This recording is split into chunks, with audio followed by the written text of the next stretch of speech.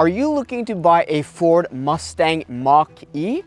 Well, if you are, you may want to watch this video till the very end, because in this video, I'm going to go through all the important things to know about before buying a Mach-E. I'm going to go through the good, the bad, the ugly, but also the awesome.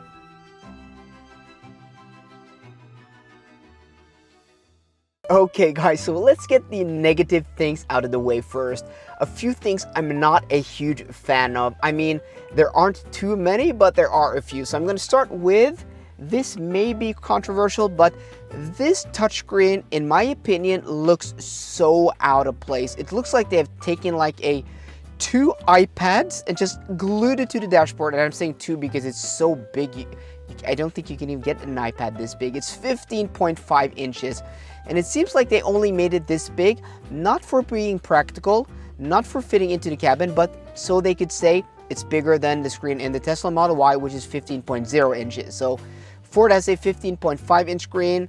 You know, we can all go home. Good job, people. But yeah, in reality, everything is just so big. And yes, this has huge Apple CarPlay, as you can see there, but all of this, these buttons are so huge. And I mean, it doesn't have to be this big.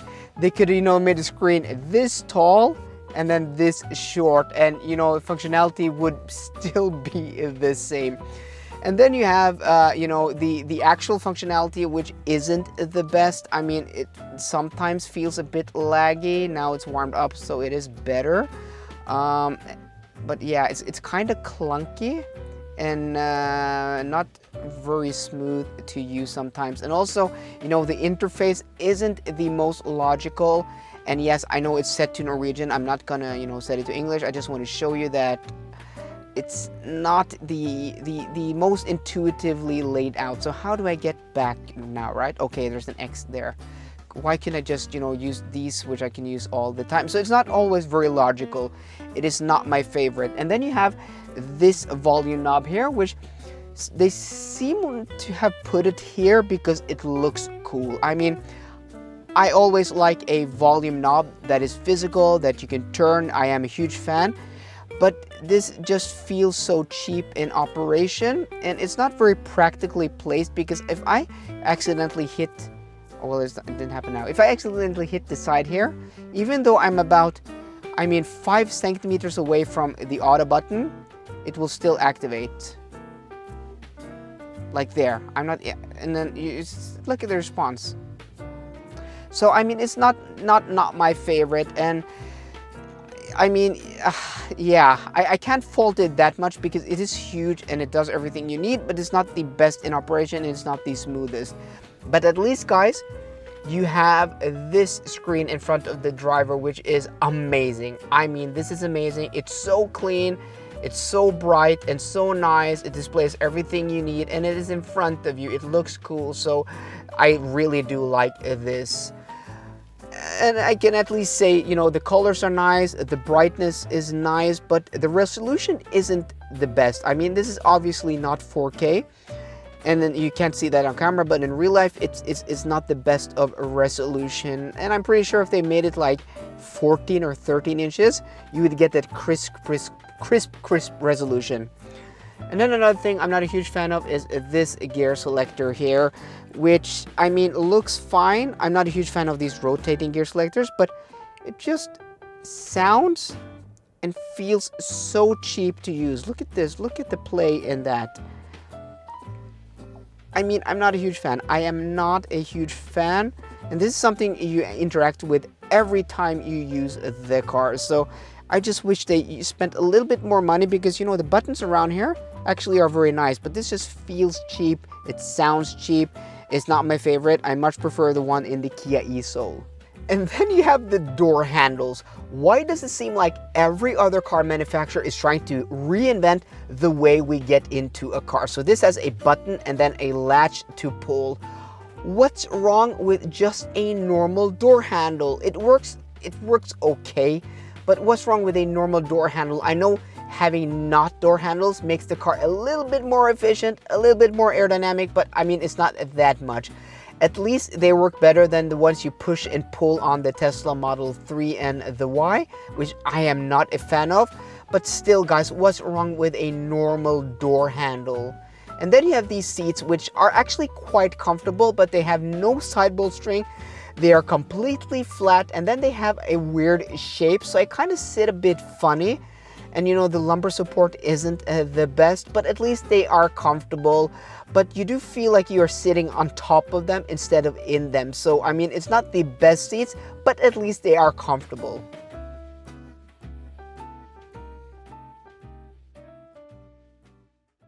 Being European, I don't have much of a relationship with the Mustang brand, the nameplate, or the Mustang name.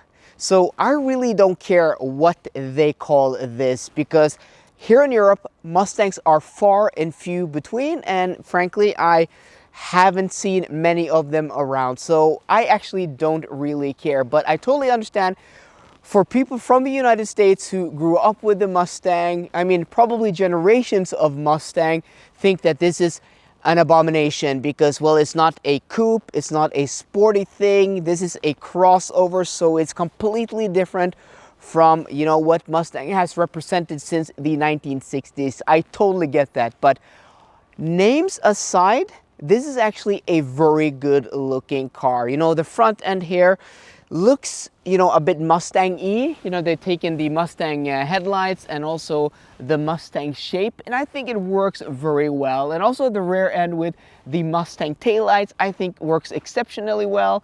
And then you have the fastback shape, which is, well, a typical Mustang shape. You know, Mustangs from the 60s and 70s and 80s have all been fastbacks, or you have at least, you know, been able to have a fastback Mustang. So I actually think this thing looks very good, and I think the Mustang aesthetic really works. It really does. It looks like a really nice SUV or crossover. But from a marketing perspective, you know, using the Mustang nameplate and the Mustang logo, I think it's a very smart move from Ford, because what they have done here is that they have differentiated this car from every other Ford, because, you know, it's a Ford, but really it's a Mustang, right? It's a Mustang Mach-E, and yeah, it's not really a Ford in that sense. So, you know, making something different, like a different nameplate for your EV line, it's a smart move, taking the Mustang name and turning that into an EV nameplate. So I think that's a very intelligent move.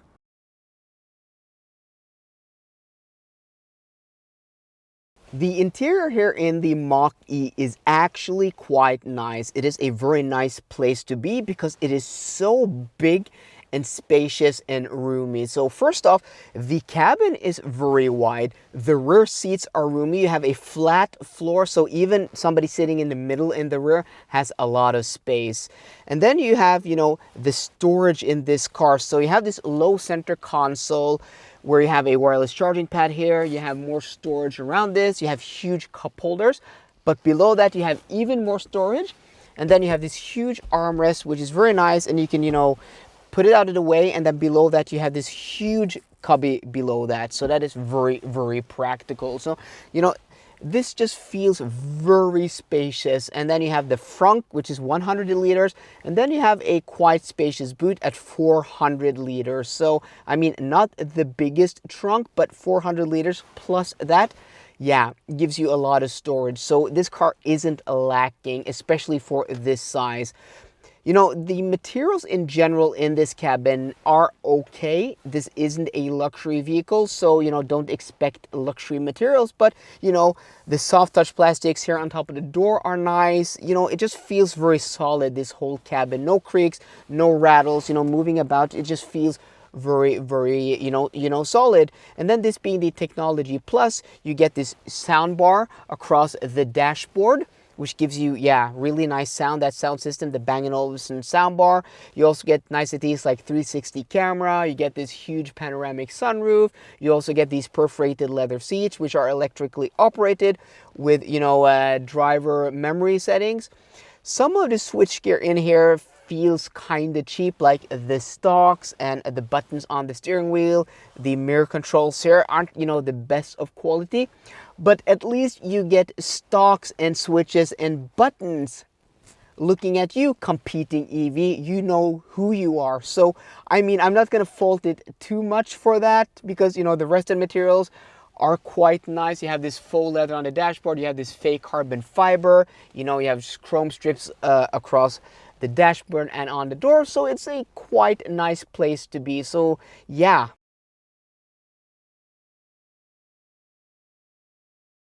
This being the long-range all-wheel drive, it has a WLTP range of 540 kilometers. But there's actually a rear-wheel drive long range that can go 600 kilometers according to WLTP on a single charge. That is amazing. That is awesome. 600 kilometers in an EV that isn't called a Model S, a Model Y, a Model 3, or a Model X. Has the world gone completely insane? This long-range all-wheel drive can go 35 kilometers longer, further, or more than the long-range Model Y.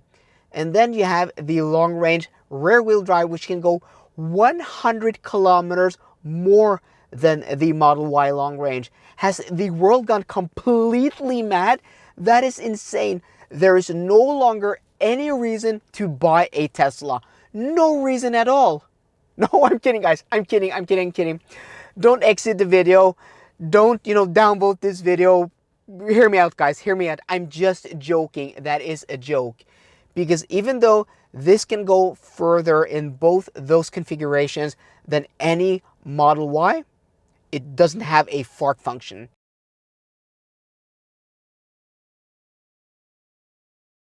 Jokes aside, guys, the Model Y can actually charge faster than this because it has a smaller battery pack, so it is more efficient still.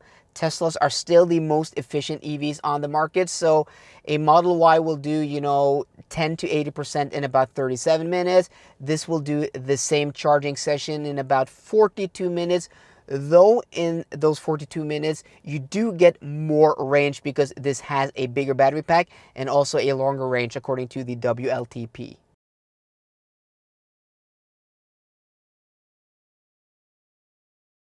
Auto steer function in the Mach-E is actually very good. It's very confidence inspiring. It's one of the best out there. So driving this car on a motorway is a breeze. And talking about motorway, this car is so quiet and silent at speed. It's one of the quietest cars I have driven ever. And I would put it almost at the level of the Audi e-tron and the Mercedes-Benz EQC. It really is that quiet. I mean, road noise is at a minimum. It's first when you get, up to really high speeds on the motorway. I mean, like 110 and 120. That you really do hear start to hear some wind noise, but tire noise is kept to a minimum. And then you have the suspension tuning, which is very comfortable, very supple. They have done an amazing job. It of course probably helps that this car is on, 19-inch wheels with a bit of sidewall, 225, 55, 19s. That helps with tire noise, not wind noise, and it does help with comfort. So this car is very, very comfortable. Again, almost at the level of the Audi e-tron and the Mercedes-Benz EQC. Though over bad pavement and bad roads, it does get a bit chattery. You do get, it does get a little bit busy, but it's still very comfortable. And that really separates a well-tuned, traditional suspension setup like this, which is on, steel springs and normal gas dampers, from the best of the air suspension systems out there. But, me just comparing it to those two cars, which has air suspension, yeah, really does illustrate how good this car does ride, because it's amazing. And then you have the way this thing drives, because obviously they have emphasized comfort. And you would have thought, well, that goes to compromise the handling, it goes to compromise the fun. And I must say, the steering in this car isn't my most favorite. I mean, it's very precise. It's a bit too light and over boosted for my liking, but at least it is precise and accurate.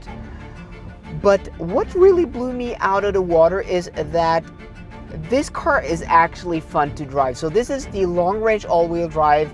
It has dual electric motors, one on the front axle, one on the rear axle, total system output of 351 horsepower, 0 to 100 kilometers an hour in 5.1 seconds. Yeah, it's quick, But the way they have set this up is that it has more power on the rear axle than on the front axle. So it's actually rear wheel drive bias. And the balance in this car, yeah, I'm just gonna get out of the roundabout here. The balance in this car is, suddenly there was so much traffic here. Okay, so throttle out of the roundabout, and it actually does push wide. It's actually very fun, very dynamic, and you can throttle oversteer. You can rotate this car on the throttle and even off the throttle, go a bit too hot into a bend, and it actually, you know, lets go on the rear axle. And having quite narrow tires, you know, does help make this a bit more fun.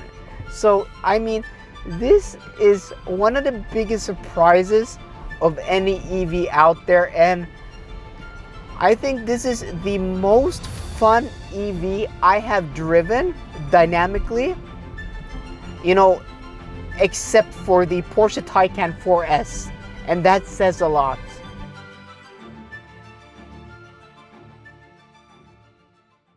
Okay guys, so it's time to jump to a conclusion, and usually I do these conclusions outside of the car, next to the car, but the weather is so bad outside now. I just want to sit inside here and be dry and warm. My jacket is just wet from all the shots I've done outside. Okay, so that is besides the point. Okay, so on paper, this car ticks all of the boxes for people who care about purchasing a car on paper. And there are a certain group of people out there who purchase one manufacturer because on paper that car is very good. You know, it gets the best range, it's the fastest, it's, you know, the most liters according to some arbitrary measurement method, it's the most horsepower, it's the cheapest.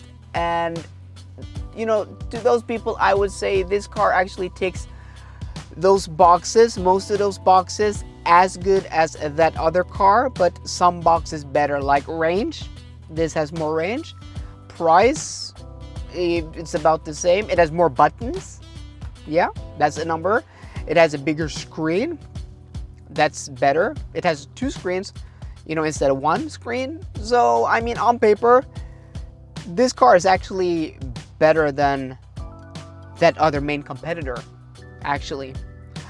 But for everybody else who isn't buying a car on paper, who, you know, paper is like in the equation, but it's not the actual equation, this car is super comfortable.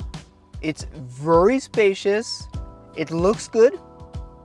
You can't measure that on paper. It looks good. It's nicely appointed. It's very quiet. I mean, just like quietness and comfort alone, for me at least, which is very highly weighted, is enough to persuade me. But on top of that, it is fun to drive. It is genuinely fun to drive. It feels light on its feet. It doesn't feel the weight or the size. It's actually a fun car to drive. And I mean, for this price point, this is just below 600,000 kroners, the Technology Plus with the long-range all-wheel drive, all the boxes ticked off. That is immense value. You get 540 kilometers of WLTP range. You can, you know, charge up from 10 to 80% at 88 kilowatts, average charging speed in 42 minutes. And I mean, that's more than you need. That is more than most people need. So if you care about, you know, being comfortable and quiet and, you know, having a kick-ass stereo, having the space, having a car that looks good, and charging fairly fast and having the best range for a fair price, well, this is the car to get. I think in the non-luxury market, this is by far the best EV you can buy, because you may not need, you know, four-wheel drive, you may not need the long range. This starts at 422,000 kroners for the standard range with the small battery pack, which still has a 440 kilometer WLTP range. Yeah, that's about the price of a Model 3 with the same range. And this is so much better to drive. I mean, it's so much better. It's bigger. So I'm sorry if you are offended. I'm sorry if you don't agree with my opinion, but yeah, this is quite clear. This is an amazing car, an awesome car, and if you're not looking for a luxury vehicle, this is the one to get. So guys, I hope you enjoyed my conclusion. I hope you enjoyed today's video. If you did, please drop me a thumbs up down below, or 2 thumbs or 3 thumbs, and also subscribe if you want. So guys, I hope you enjoyed today's video. If you did, please drop me a thumbs up down below, and for more car content, as always guys, please subscribe. See you guys later and goodbye. Oh guys, before we go, I totally forgot. The Model Y comes as a 7-seater. So before you downvote and bash me in the comment section, the Model Y comes as a 7-seater. So yeah, okay.